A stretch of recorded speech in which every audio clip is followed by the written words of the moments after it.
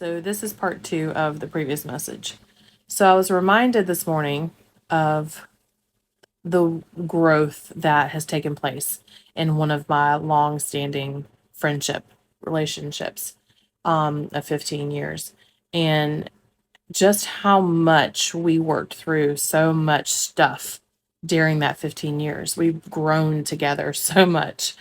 Um, and accepted each other through the growth spurts that we were going through, as uncomfortable as they were. Um, Accepting who we were, accepting the craziness, the way that we acted at times towards each other.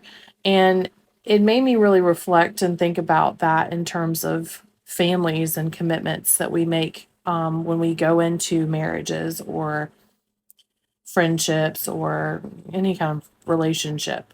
When we make these commitments and seeing those commitments through, and while, there are some circumstances that we do have to break away from commitments, I think it's really important to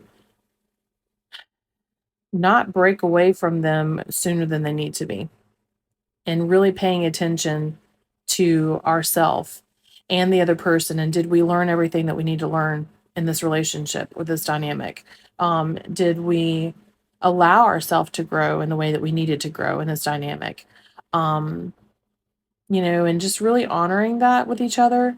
I find that when we walk away too quickly out of emotion because it's uncomfortable to sit in from the other person, or we're still stuck in our ego and our thought processes of, well, this person did this to me and I'm a victim to this and, whatnot, or even things that are even beyond that current relationship.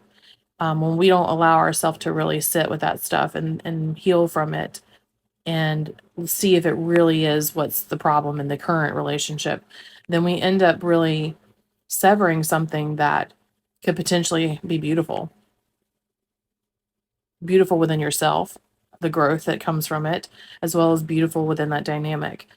And it's not just that particular dynamic that gets broken, it's the ripple effects that are created, that affect the people surrounding it.